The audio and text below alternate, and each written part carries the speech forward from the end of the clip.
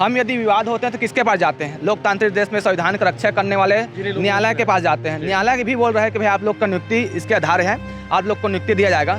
अब हम क्या करें? शासन हमारे साथ नहीं दे रहा है, विभाग हमारे साथ नहीं दे, हम इसमें क्या, हमारी गलती क्या है इसमें? बहुत सारे ऐसे भी स्टूडेंट हैं जो कृषक घर से आते हैं, जो बहुत मुश्किल से अपना चावल बेचकर, कई लोग ऐसी महिलाएं भी हैं जो अपना मंगलसूत्र तक गिरवी रखकर पैसे भेजते थे। कौन कौन सी भर्ती अटकी हुई जिसकी? बहुत भर्ती, मैंने तो आरटीए के माध्यम से बहुत सी भर्तियों का पूरा लेखा जोखा निकाला था भैया। इसमें आपका आरआई का भी भर्ती है, पटवारी का भी भर्ती है, अमीन हो गया। शिक्षकों के लगभग 47,000 पोस्ट खाली है, जिसमें 33,000 पदों पर भर्तियों की बात हुई थी। पहले सरकार के पास भी जाते थे तो हमें सिर्फ यही बोलते थे, जाओ कोर्ट जाओ, कोर्ट जाओ। भूपेश सरकार ने सिर्फ हमें कोर्ट का ही रास्ता दिखाया था। अब तो सर कोर्ट से भी जीत गए हैं, तो अब हम कहाँ जाएं बताइए। तो अभी रिसेंटली विधानसभा चुनाव हुआ था, उसमें बीजेपी ने अपने मैनिफेस्टो में लिखा था कि हम सीजीपीएससी के अलावा अन्य भर्तियों में भी सीबीआई जांच कराएंगे करके। तो हमारी दूसरी यही मांग है कि सीजीपीएससी के अलावा भी सीबीआई जांच का दायरा अन्य भर्ती जैसे सब इंस्पेक्टर और इसमें बढ़ाया जाए। विभाग को हम लोग पूछे कि 6 हफ्ते का समय दिया गया है, उसमें से 4 से 5 हफ्ते कंप्लीट हो गए हैं, तो आपका कार्रवाई क्या कर रहे हैं? तो विभाग ने सिंपल से बोला कि हम लोगों ने प्रशासन को अपना लेटर बना के दे दिया है हाई कोर्ट का। अब वहाँ से जैसे शासन से फैसला आएगा तो हम शासन के अनुसार ही काम करेंगे। हम यानी कि ना कोर्ट का फैसला मानेंगे न किसी के मानेंगे, ऐसे बोले हैं डायरेक्ट वो।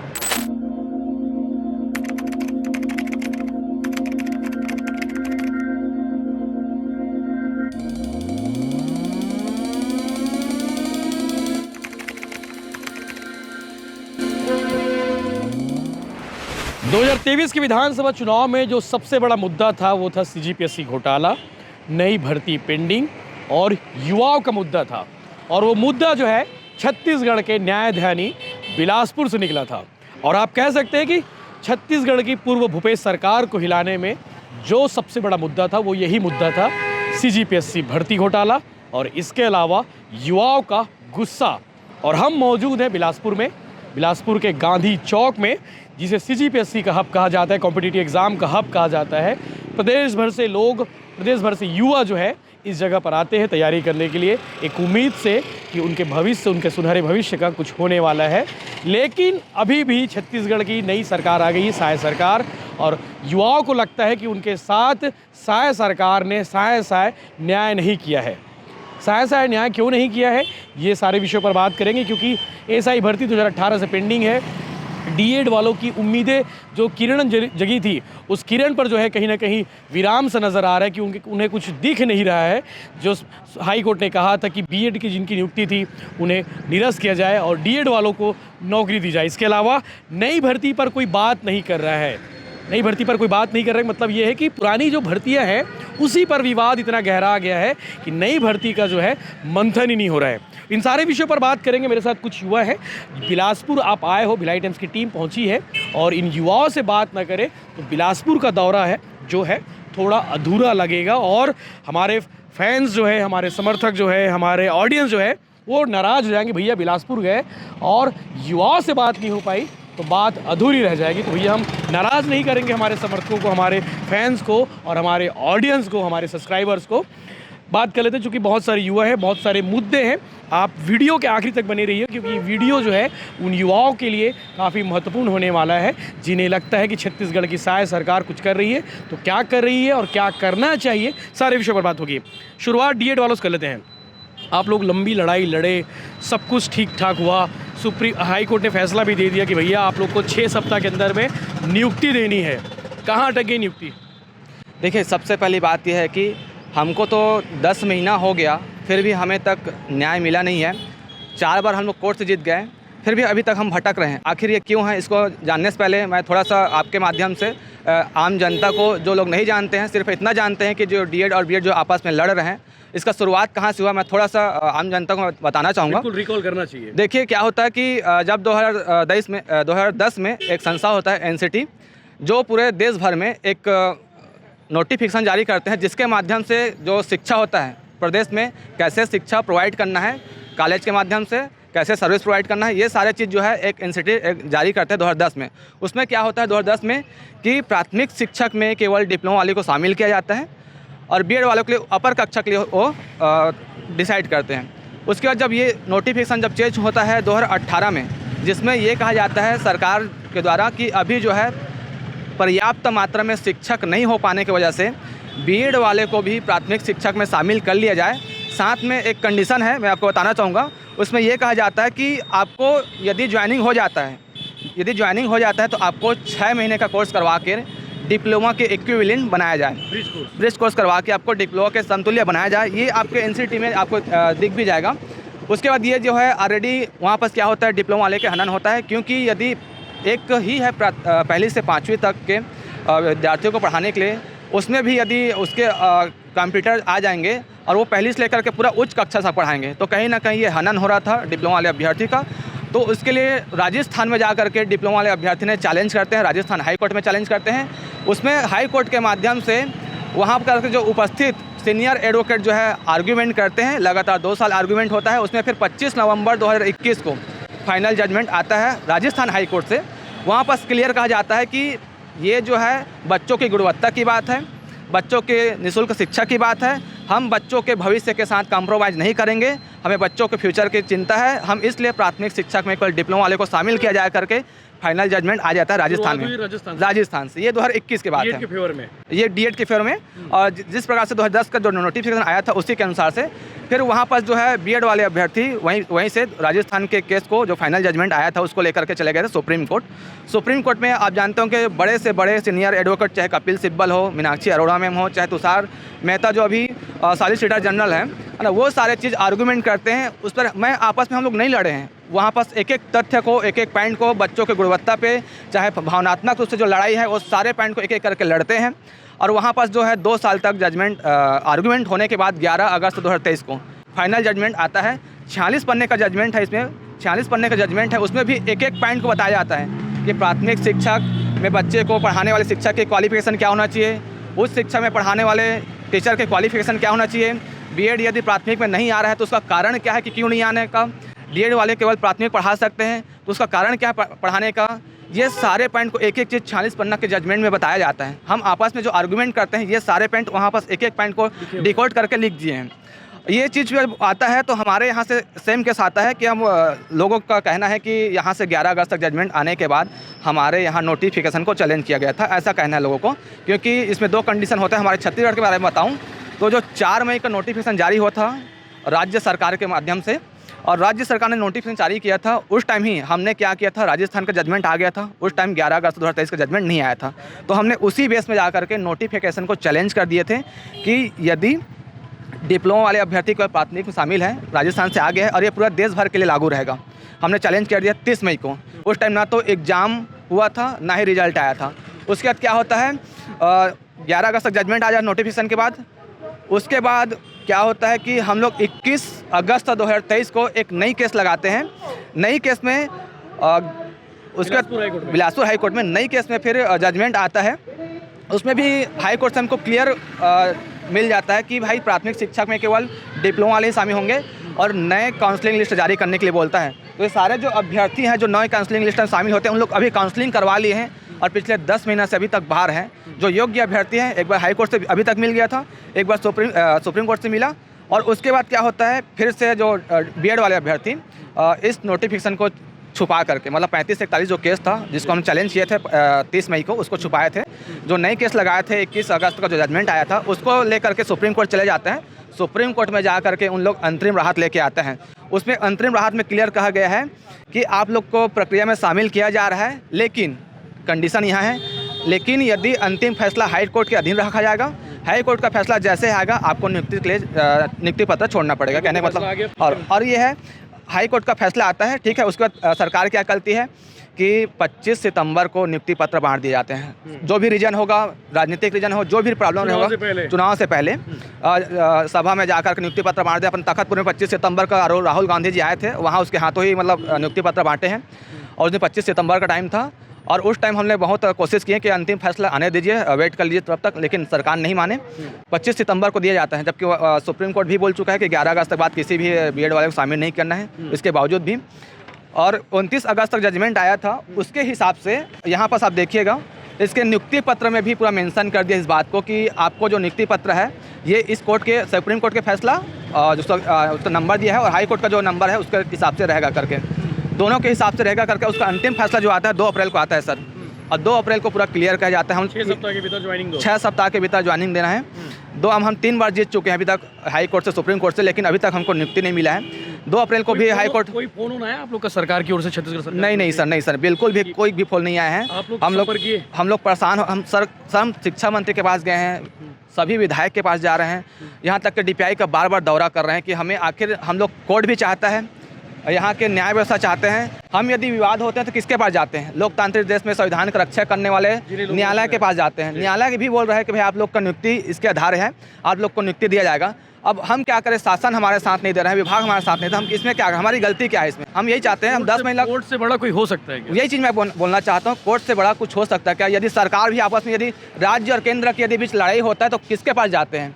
सरकार जो है कोर्ट के पास ही जाते हैं, अंतिम फैसला कोर्ट करता है। कोर्ट अपन बोलते ही हैं, हाँ, कोर्ट में देख लेंगे। बिल्कुल। तो ये सारे विद्यार्थी जो परेशान हो रहे हैं, लोग अपने जो है कहते हैं कि मतलब खून पसीना एक करके पढ़ाई करते हैं, इतने मेहनत करके हम लोग 8-8, 10-10 साल से पढ़ रहे हैं और हम नौकरी के लिए पढ़ रहे हैं, नौकरी भी हम पा गए हैं। ऐसा नहीं। संख्या कितनी होगी छत्तीसगढ़ में? छत्तीसगढ़ में 1,70,000 DED की संख्या है, जिसमें इस भर्ती में कम से कम 60 से 70,000 अभ्यर्थी इन्वॉल्व है, जिससे 6200 अभ्यर्थियों का लगना है। बात यहाँ पर 4500 की नहीं हो रही सर, बात यहाँ पर 6200 अभ्यर्थी का जो अपना हक के लिए मांग रहे हैं। लेकिन उनका क्या होगा, BED वालों का जिनकी नियुक्ति रद्द की जाएगी? मतलब आप लोग ही बता दीजिए कि क्या हो सकता है। देखिए सर, मैं कहता हूँ सरकार के पास समझ नहीं आ रहा, सरकार को समझने की करना क्या है? जी, जैसे हम अभी एक बुक की स्टॉल पे आए हैं, मैं यदि एक 40 रुपये का बुक लेता हूँ, मैं उसको 5 रुपये देता हूँ, तो मैं देखूंगा कि मेरे 460 रुपये मिला है कि नहीं। कहने का मतलब ये है, आपको नियुक्ति पत्र में सारे चीज़ मेंशन करके दे दिया है, तो एक आदमी मुझे बता दीजिए जो बोलेगा कि मैं नियुक्ति पत्र को मैं पढ़ा नहीं हूँ, मुझे इसके बारे में पता नहीं था। एक आदमी से बताइए, उसका ज़िंदगी का सवाल है कि क्या कोई नियुक्ति पत्र को नहीं पढ़ेगा? भाई हम एक पॉइंट के लिए रखते हैं तो नियुक्ति पत्र को पढ़ेगा ना, ज्वाइनिंग से पहले जाहिर सी बात हो, तो इसमें तो लिखा होगा ना। तो यदि कोई इंसान कैसे बोल सकता है कि मुझे नियुक्ति पत्र के बारे में पता नहीं था करके, कि मुझे कंडीशनल नियुक्ति है करके? सिंपल सी बात है सर, साफ लिखा है कि साफ देखिए, आप यहाँ नियुक्ति पत्र में लिखा है कि आपका जो भर्ती, उनके लिए कुछ बचता नहीं है छोड़ने के अलावा। सर उसके पास विकल्प है सर। यदि सरकार चाहे, विभाग चाहे तो नई भर्ती लाए, उनको शामिल करे और मैं चाहता हूँ कि ये भर्ती जल्द कंप्लीट हो, 1-2 महीने के बाद तुरंत नई भर्ती लाए, तो उन लोग को भी कहीं ना कहीं मतलब नुकसान नहीं होना चाहिए, नुकसान किसी का भी नहीं हो, क्योंकि उन लोग की भी गलती नहीं है, सरकार ने दिया, कहीं ना कहीं राजनीति हुआ इस पर। यदि मैं BED किया रहता, मुझे भी मिलता 35,000 का महीना जो मिलता है, आदमी 5,000 नहीं पाता है, 35,000 देगा तो कौन नहीं करेगा? लेकिन सवाल यह है कि हमारे पर जो लांछन लगाते हैं, हमारी लड़ाई पर्सनल किसी के ऊपर नहीं है, लेकिन मैं BED वाले भाई से भी बोलना चाहूँ, बड़े भैया हैं हमारे, व्यक्तिगत हमें न टार्चर किया जाए। हमें ये बोला जाता है कि ये बोला जाता है कि आप रैंक में नहीं आए हों, ये बोला जाता है कि आप पढ़ने काबिल नहीं हो, तो हमें कितना दुख लगेगा। हम रैंक में लाएँ तभी हमको नियुक्ति होगा। यदि 1000 पद है, 50,000 स्टूडेंट से दिलाते हैं, तो 1000 का ही रैंक में आने वाले को होगा। ऐसे कैसे कह सकते हैं कि 50,000 वाले को होगा? तो हमें इस तरह ना किया जाए। यदि आप लोग ऐसा बोलेंगे तो हमें भी बोलना पड़ता है। नुकसान BED वालों का भी ना हो, नुकसान आप लोग का भी ना हो। चाहते हैं कि सबके किसी के साथ ना हो, बीच का रास्ता निकाल के। हालांकि हाईकोर्ट ने बोली दिया है। बिल्कुल। आप लोग इसकी लड़ाई वगैरह कैसे लड़े? मतलब आप लोग मेंटली बहुत परेशान भी रहे होंगे। सर पूरा हम लोग लगातार 8 महीने से, जब से नोटिफिकेशन चैलेंज हुआ था, तब से, जैसे ही 11 अगस्त 2023 को निर्णय आया, तब से हम लोग मतलब लगातार हाई कोर्ट के जा रहे थे सर। खर्चा पानी भी होगा सर, हम लोग बेरोजगार में लड़ना बहुत मुश्किल होता है। किसी का कोई चावल बेच के अपना पैसा दे रहा था, तो यहाँ तक की नौबत आ गई थी सर कि नौकरी में रहकर पैसे देना बहुत सरल होता है। कोई 35,000 पा रहा है तो 5,000 हर महीने दे देगा तो उसका कुछ नहीं जाएगा। लेकिन एक बेरोजगार रहकर, और बहुत सारे ऐसे भी स्टूडेंट हैं जो कृषक घर से आते हैं, जो बहुत मुश्किल से अपना चावल बेचकर, कई लोग ऐसी महिलाएं भी हैं जो अपना मंगलसूत्र तक गिरवी रखकर पैसे भेजते थे। हर बार 10,000, हर बार 4,000, 200, 300, 1,000 ऐसे कर करके केस लड़ना बहुत मुश्किल होता है सर। एक हियरिंग के बाद हमें डायरेक्ट 1.5 महीने का समय दिया जाता था। तब तक हम लोग एकदम आंख बटेर के देखते रहते थे कि कब हमारी सुनवाई होगी, कब हमारा रिजल्ट आएगा। तो सर ये सिर्फ एक दिन की लड़ाई नहीं है, और ये कुछ भी अचानक से कुछ भी नहीं हुआ है। जो भी हुआ है वो उनके नियुक्ति को पत्र में लिखा गया था, और ऐसा नहीं है कि उनको निकाला जा रहा है, उन पर अत्याचार हो रहा है, ये सब उनके नियुक्ति पत्र में मेंशन था। यहाँ तो सर सब, अगर किसी को रामायण ना पता हो तो हर कोई बोलेगा कि रावण क्यों मारा गया, क्यों उसको, वो तो बेचारा था, वो तो ब्राह्मण था, उसको क्यों मारा। सर पूरा रामायण पता होना जरूरी होती है। यहाँ हमारे जज साहब जो इतने बैठे हुए हैं वो हम लोगों से पूरा पढ़े हैं, पूरा हम एक एक चीज़ को उन्होंने बारीकी से अध्ययन किया है। एक एक चीज़ हमारे जो पेंशन है, हमने जो डिप्लोमा इन एलिमेंट्री एजुकेशन जो सिर्फ प्राइमरी को पढ़ाने के लिए डेवलप किया गया है, उसको उन्होंने पूरा जांचा है, परखा है, तब जाके ये नोटिफिकेशन और ये सब चीज़ चैलेंज हुआ और तब हमारे पक्ष में निर्णय आया है सर। तो ये हक हमारा ही है और पहले भी हमारा ही था। बीच में ऐसा बोला गया कि जनसंख्या नहीं है डिप्लोमा वालों की, तब उनको शामिल किया गया। तो सर अब तो हम है ना सर जनसंख्या में, तो अब हमारा हक का क्यों हनन हो? जो हमारा हक है वो तो हमें देना चाहिए। तो मैं सरकार से यही बोलूँगी कि जल्द से जल्द कोर्ट के सम्मान करें और हमें जल्द से जल्द नियुक्ति दें। आपकी आंखें भर आई हक मांगते मांगते। सर अब थक चुके हैं सर, अब अंतिम, अब इतने दिनों के 10 महीने से हम लोग ऐसे बेरोजगार जैसे घूम रहे हैं सर, और कोई नहीं सुनवाई हो रहा है हमारा। जहाँ पहले सरकार के पास भी जाते थे तो हमें सिर्फ यही बोलते थे जाओ कोर्ट जाओ, कोर्ट जाओ। भूपेश सरकार ने सिर्फ हमें कोर्ट का ही रास्ता दिखाया था। अब तो सर कोर्ट से भी जीत गए हैं, तो अब हम कहाँ जाएं बताइए? अब हम कहाँ जाएं? हाई कोर्ट से जीत गए, सुप्रीम कोर्ट से जीत गए, तो हमारी ही माँ बाप की उम्मीदें बंधी हुई हैं सर। तो हम जब योग्य हुए हैं तो हमें क्यों नहीं दिया जा रहा है सर? 6 सप्ताह बीतने में ज़्यादा टाइम बचे नहीं। 6 सप्ताह में पूरे 5 सप्ताह कंप्लीट होने को आए हैं सर। अभी तक सरकार का कोई ऐसा रुख नज़र नहीं आया है कि यहाँ तक कि ना कोई नोटिस, हम लोग एक नोटिस का इंतजार कर रहे हैं ताकि हमारे पक्ष में जब फैसला है वो कारगर तो हो। एक नोटिस कुछ करती हुई ही नहीं दिख रही है सर, तो हम लोग कहाँ जाएँ बताइए? और सरकार से ही तो उम्मीद लगा कर बैठे हैं, अब और किससे उम्मीद लगाएंगे? आप लोग डिपार्टमेंट वगैरह पे गए थे मतलब जानकारी लेने के लिए कहीं कुछ? जी सर, विभाग में गए थे। विभाग का का हमारे बारे में क्या हो रहा है कुछ पूछे उन्होंने? विभाग को हम लोग पूछे कि 6 हफ्ते का समय दिया गया है, उसमें से 4 से 5 हफ्ते कंप्लीट हो गए हैं, तो आपका कार्रवाई क्या कर रहे हैं? तो विभाग ने सिंपल से बोला कि हम लोगों ने प्रशासन को अपना लेटर बना के दे दिया है हाई कोर्ट का। अब वहाँ से जैसे शासन से फैसला आएगा तो हम शासन के अनुसार ही काम करेंगे। हम यानी कि ना कोर्ट का फैसला मानेंगे न किसी के मानेंगे, ऐसे बोले हैं डायरेक्ट। वो अभी तो आचार संहिता लगा है, कौन सरकार उनको बोलेगी? वही तो हम लोगों ने बोला कि आप और हाई कोर्ट से बड़ा कुछ है क्या? हाई कोर्ट से बड़ा कोई है क्या? तो वो बोले सीधा कि हम लोग सरकार के सुप्रीम कोर्ट है। सुप्रीम कोर्ट कोर्ट से बड़ा कोई है क्या? नहीं, उन्होंने सीधा बोला कि जब तक हम प्रशासन हमको यानी कि आदेश नहीं देगा। मैं सिर्फ इस जो भी आप विवाद देख रहे हो सब इंस्पेक्टर में जो भी चल रहा है उसको मैं 2 भागों में बांटना चाहता हूँ। पहला जो विवाद है वो भर्ती प्रक्रिया को ठीक से फॉलो ना करने का विवाद है, जो कि माननीय उच्च न्यायालय में पेंडिंग है, उसमें फैसला आना बाकी है। और जिसमें कई बार माननीय उच्च न्यायालय ने अपने ओरल ऑब्जर्वेशन में और कई बार लिखित में भी बताया कि हाँ गलती हुई है, विभिन्न चरणों में गलती हुई करके माननीय उच्च न्यायालय ने माना है। और दूसरा विवाद जो इसमें गहराया है वो भ्रष्टाचार का है। हम देख रहे हैं कि कई बार अभी पकड़ा रहे हैं लोग जिन्होंने पैसा दिया है या कुछ भी, ऐसे हम देख रहे हैं माहौल। तो अभी रिसेंटली विधानसभा चुनाव हुआ था, उसमें बीजेपी ने अपने मैनिफेस्टो में लिखा था कि हम सीजीपीएससी के अलावा अन्य भर्तियों में भी सीबीआई जांच कराएंगे करके। तो हमारी दूसरी यही मांग है कि सीजीपीएससी के अलावा भी सीबीआई जांच का दायरा अन्य भर्ती जैसे सब इंस्पेक्टर और इसमें बढ़ाया जाए, ताकि जो भी अगर अब देखिए अब इस भर्ती का जो भी जल्दी रास्ता क्लियर करें इसमें। और इस भर्ती का टाइमलाइन ऐसा है कि विवाद खड़ा करता है। आपने 2018 में नोटिफिकेशन निकाला और आपने उस भर्ती को लास्ट में जब चुनाव में 5-6 महीने बचे तब किया। और क्या आपने गलती जानबूझकर करी? क्या आप में यहाँ समझदार बैठे नहीं है क्या? अगर आपने गलती नहीं करी है तो कोर्ट में आप वो एफिडेविट में बताएं। जब जज बोलते हैं कि आप एफिडेविट में दें कि गलती हुआ है कि नहीं हुआ, वहाँ वो आप टाइम ले लेते हैं। तो ये सब क्या चल रहा है? तो हमारी नई सरकार से यही उम्मीद है कि इसमें भी सीबीआई जांच का दायरा बढ़ाए और जो है जल्दी करें। हम कब तक इंतजार करें? 18 से फॉर्म भरा है, अब 24 में रिकॉल करूँ ना, 18 से अभी तक क्या क्या हुआ है? सर 2018 में नोटिफिकेशन आया और उस पद के लिए 650 पद के आसपास आया। तो उसको उस टाइम ये कांग्रेस सरकार ने निकाला था, फिर मतलब बीजेपी सरकार ने निकाला था। फिर जैसे ही कांग्रेस सरकार आई उन्होंने ना पद में वृद्धि करके और राजपत्र में कुछ चेंजेस कर दिए और 2021 में उसमें 975 पद का वो कर दिया। अब उस टाइम फॉर्म भराया, अब फिर 2023 तक कोई उसमें मतलब वो नहीं हुआ और अचानक से 2023 में जनवरी में सरकार बोलता है कि हम इसका पेपर कराते हैं, पहला चरण प्रीलिम्स कराया। अब आप जान ही रहे उस टाइम आरक्षण का विवाद चल रहा था, तो मई तक उसमें आगे कुछ वो नहीं हुआ था। तो मई में अचानक से 7-8 दिन में बोलते हैं कि अब आपका दूसरा चरण आएगा, सिर्फ 8 दिन का समय देते हैं ना।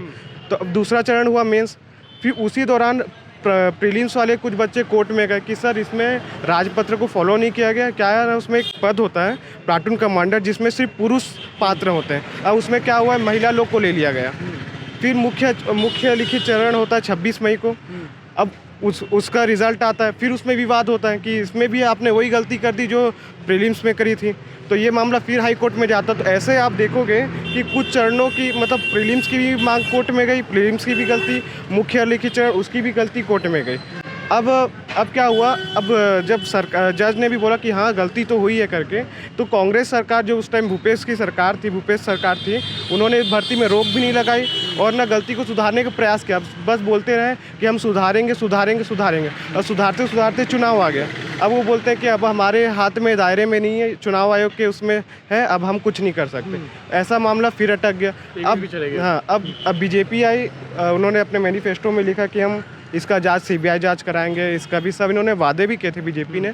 अब अभी फिर लोकसभा बोले नहीं है कि सीबीआई जांच जो है एसआई भर्ती का भी कराएंगे, अन्य के लिखा है। अन्य के लिए बोला था। अब हमने इनमें पूरा आपको बताया कि इतने चरणों में गलती हुई थी, टाइमलाइन है, और आप हर दिन न्यूज़पेपर में कुछ ना कुछ देख रहे हैं कि इतना पैसा दिया, इतना उसमें क्या पैसे लेके फरार हो गए पद के लिए, आप सुन रहे होगे। तो अब इतनी मांगे उठ रही है तो इसमें भी कराना चाहिए, हमारी साए हो जाए बस जल्दी से हो जाए। कर रहे तो ये इसका भी कर दीजिए। हाँ, अब आपने भारत में हर जगह सब इंस्पेक्टर की भर्ती होगी, आपने कहाँ देखा कि 6-6, 7-7 साल से कोई भर्ती अटकी हुई है? अब आखिरी भर्ती 2012 में हुई थी। साल के रूप में कहा जाएगा छत्तीसगढ़ की एसआई भर्ती।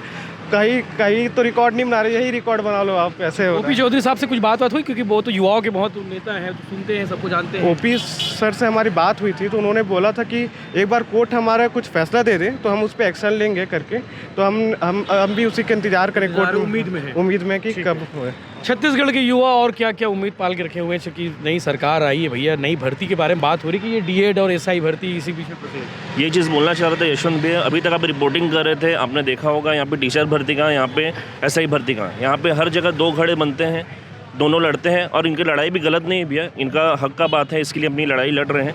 लेकिन छत्तीसगढ़ में पिछले पिछले कई वर्षों से कह लीजिए, हम यही चीज़ देख रहे हैं कि सिर्फ कोई एक भर्ती आती है, नोटिफिकेशन में कुछ ना कुछ ऐसा फॉल्ट डाल दिया जाएगा जो कि आगे चलकर कंफर्म रहता है, कोर्ट में चैलेंज होता है, और उसके बाद कुल मिलाकर दो घड़े बनते हैं और पूरी भर्ती वहीं लटकी रहती है।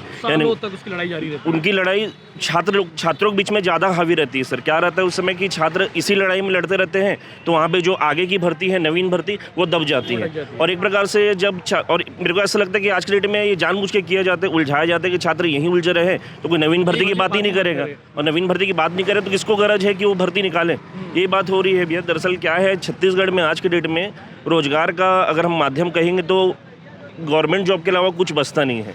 प्रैक्टिकल बात करें, बोलने के लिए लोग बोल सकते हैं स्वरोजगार और दुनिया भर, लेकिन यहाँ पे देखिए स्वरोजगार, यदि मैं कुछ बिजनेस भी करता हूँ तो उसके लिए मुझे फ़ंड चाहिए रहेगी। तो यहाँ तो जनरली सब जो बच्चे हैं वो गरीब घर से आते हैं, कहाँ से पैसा लाएंगे?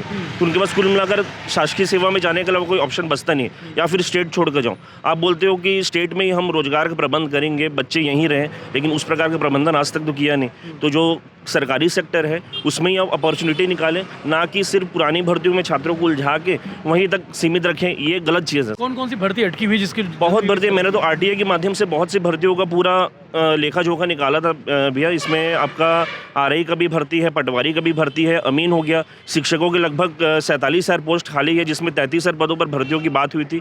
अब पता नहीं वो आगे चलकर आचार संहिता के पश्चात आगे बढ़ेगी नहीं बढ़ेगी। तो सांसद चुनाव लड़ रहे हैं, उन्होंने कहा है हाँ वो दिल्ली चले जाएंगे। अब इसके पश्चात कौन बनता है शिक्षा मंत्री देखने वाली बात होगी। हालांकि ये भी है भैया कि जो भाजपा का पिछला शासनकाल था 13 से 18 वाला, उसमें हमने बहुत सी भर्तियां देखी, यानी कि भर्तियों के पॉइंट ऑफ व्यू से वो कार्यकाल उनका बहुत अच्छा था। लेकिन बीच का जो 5 साल कटा, यानी कि 19 से 23 वाला, उसमें हम छात्रों को बहुत परेशानियां हुई हैं। यानी कि हर भर्ती कोर्ट कचहरी में लटकी और सिर्फ वहीं तक उलझ कर रहेगी। नवीन भर्तियों की कोई बात भी नहीं हुई। लास्ट में कुछ भर्तियां वगैरह आई, वो भी सिर्फ नाम मात्र की थी, बहुत ही कम पदों पे आई थी। तो हम चाहते हैं नई गवर्नमेंट आई है और युवाओं के नाम से ही आई है, क्योंकि युवाओं ने भर कर वोट किया था यहाँ पे। नई गवर्नमेंट के हिस्से हैं वित्त मंत्री ओपी चौधरी, आईएएस भी रहे और युवाओं के काफ़ी प्रणेता भी है, लोग जानते हैं, पर बात करते हैं। उनसे क्या उम्मीद है, उनसे क्या कहेंगे? उनसे तो हमने बात भी किया था, मिले भी थे उनसे, तो उनके द्वारा ये कहा गया था कि बिल्कुल अभी दरअसल क्या है, उनका भी कहना सही है कि मात्र 3 महीने का तो टाइम हमको काम करने के लिए मिला है, जो कि किसी भी सरकार का आकलन करने के लिए पर्याप्त नहीं होता है। तो उनका बोलना है कि ये चुनाव वगैरह कटने दीजिए, इसके पश्चात आपको भर्तियाँ वगैरह देखने को मिलेगी, उनका कहना है। शेड्यूल जारी होगा? हाँ, शेड्यूल सीजीपीएससी के लिए होगा। दरअसल हम व्यापम का भी मांग कर रहे थे, क्योंकि सीजीपीएससी से ज़्यादा व्यापम का एग्जाम देते हैं छात्र यहाँ, तो हम दोनों का मांग कर रहे थे। तो वही शेड्यूल हो जाए तो ताकि शेड्यूल जारी हो तो सबके लिए सहूलियत हो जाता कि चलो ये पेपर अब आएगा तो आराम से क्योंकि देखिए इधर में जितने भी छात्र हैं एक पर्टिकुलर पेपर को टारगेट करके पढ़ते हैं और अगर हमको शेड्यूल मिल जाएगा तो उस हिसाब से रहेंगे। दरअसल भैया यहाँ पे लोग सोचते हैं कि आदमी तैयारी करने आता है, लेकिन तैयारी के साथ बहुत से खर्चे हैं। यहाँ पे लाइब्रेरी में जाते हैं लोग, यहाँ पे रेंटल रहते हैं, तो बहुत से खर्चे जो सामान्य परिवार के फिर गरीब परिवार का बच्चा है उसके लिए संभव नहीं है इतने सारे खर्चे सालों साल अपना, क्योंकि यहाँ पे तो कोई चीज़ निश्चित ही नहीं है कि कौन सी भर्ती कब निकलेगी। तो यदि आप एक टाइम टेबल निर्धारित कर देंगे तो हमारे लिए सहूलियत हो जाएगी कि चलिए ये एग्ज़ाम इस समय होना है, इस टाइम में होना है, तो उसके आसपास हम आके यहाँ पे जो भी अपना रूम ले लिए, यहाँ पे एक लाइब्रेरी ले ली और अपनी पढ़ाई वगैरह करें, और जो हमारे खर्चे हैं उसको सीमित खर्चों में हम एक सक्सेस वगैरह यहाँ से लेके जाएँ। और कोई विषय कोई बात करना चाहेगा, कोई ज़रूरी विषय अविनाश भाई? सर हम यही चाहते हैं आपके माध्यम से, आपके चैनल के माध्यम से हम पूरा देश के सरकार को, साथ में राज्य के जनता को हम यही चाहते हैं कि युवाओं ने बहुत सहली है अत्याचारी, अब ना हो इतना हैरानी, जल्द से जल्द नौकरी निकालें और जितना बेरोजगार युवा हैं सबको एक सही मार्गदर्शन, सही रास्ता दिखाएं। जिस प्रकार से हम युवाओं को आपस में लड़वाया जाता है, मान लेते हैं कि पिछले सरकार ने जो भी किया है अब उसको ना दोहराते हुए हम इस भाजपा सरकार ने जैसे पारदर्शिता की तरह बात किए हैं, हम ना ही भ्रष्टाचार करेंगे करके जो मैनिफेस्टो में जो लेकर के हैं अपने, उसी तरह से पारदर्शिता की तरह से इस बार भर्ती निकाले। और हम ये उम्मीद रखते हैं कि जिस प्रकार हम नोटिफिकेशन को लेकर के या किसी अन्य कारण से हम लोग आपस में लड़ते हैं, सरकार से यही निवेदन करते हैं, विभाग से निवेदन करते हैं कि ऐसे फिर से ना लड़े और जो हम रास्ता निकाल के क्लियर करें, पूरा समाधान करें। बिल्कुल ऐसा ना हो कि बीच में फिर से लड़ना पड़े हमको। और हम यही उम्मीद करें, हम पूरा डिप्लोमा वाले साथी जो पिछले 10 महीना से कोर्ट से जीतने के बावजूद भी हम लोग बाहर, मतलब योग्य होते हुए भी कोर्ट के अनुसार, ऐसा नहीं कि हम अपने हिसाब से बोल रहे हैं, कोर्ट के अनुसार से भी योग्य होते भी हमको बाहर रखा जा रहा है। तो ये सरकार 6 सप्ताह बीतने वाला, जल्दी 6 सप्ताह का टाइम दिया था, उसमें से 4 सप्ताह बीत गया, 5वां सप्ताह शुरू भी हो गया। 13 मई को ख़त्म हो जा रहा है 6 सप्ताह। उसके बाद जो है कोर्ट ऑफ कंटेम्प्ट तो होगा ही, विभाग यदि काम नहीं करें तो कोर्ट ऑफ कंटेम्प्ट तो होना ही। हम तो भाई 20 से 30 लाख रुपए खर्चा किए हैं, हम यहाँ तो छोड़ेंगे नहीं, हम तो भाई हमको नियुक्ति चाहिए, नियुक्ति हम तो लेकर ही रहेंगे। जो भी उसके लिए संवैधानिक रास्ता होगा हम बिल्कुल अपनाएंगे। और बाकी सब ये लोग परेशान हैं, आप देख सकते हैं इसको चेहरे में, इन लोग बहुत पहले से इन लोग परेशान हैं, है ना। लोग भोग प्यास सबको तैयारी किए हैं। ठीक है, तो आपने सुना कि क्या क्या मुद्दे हैं छत्तीसगढ़ में युवाओं के जो बिलासपुर से निकल कर आए हैं, क्योंकि 2023 का जो विधानसभा चुनाव था इसी बिलासपुर, इसी न्यायधानी से उठकर निकला था CGPSC घोटाला। उसके बाद नई भर्ती का मामला आया था और अब जो है युवाओं को आपने सुना कि छत्तीसगढ़ की नई सहायक सरकार से इन्हें क्या क्या उम्मीदें हैं, पुरानी भर्तियों को लेकर क्या क्या स्टैंड है और कौन कौन सी भर्तियाँ आनी थी जो अभी तक नहीं आई हैं। सारे विषयों पर बात हो गई है। B.Ed वालों को अभी रास्ता क्लियर करना चाहिए भैया, उनके लिए भी कुछ विकल्प निकालना चाहिए। नौकरी किसी के नहीं जानी चाहिए, D.Ed वालों को भी प्रायोरिटी मिलनी चाहिए जैसे कि कोर्ट के आदेश के अनुसार उन्हें कहा गया है। SI भर्ती वालों का मुद्दा काफ़ी समय से गहराया हुआ है, 2018 से है, अभी तक क्लियर नहीं हुआ है। इसके अलावा छत्तीसगढ़ के वो युवा जो इंतजार है कि छत्तीसगढ़ में नई भर्ती आने वाली है, तो नई भर्ती के लिए भी सरकार को रास्ता अपनाना चाहिए। बहुत सारे विषय हैं, सारे विषयों पर आप क्या कहेंगे कमेंट करके जरूर बताइएगा। बिलाई टाइम्स की चुनावी यात्रा निकल चुकी है ग्राउंड पर। हमारे स्पॉन्सर सहेली ज्वेलर्स, दुल्हे साहब से केसरिया फैशन, जिनके सहयोग से आप तक ये रिपोर्ट लेकर आए। जय हिंद, जय जवाहर, जय छत्तीसगढ़। अपना कमेंट जरूर दीजिएगा, अपना व्यू जरूर दीजिएगा।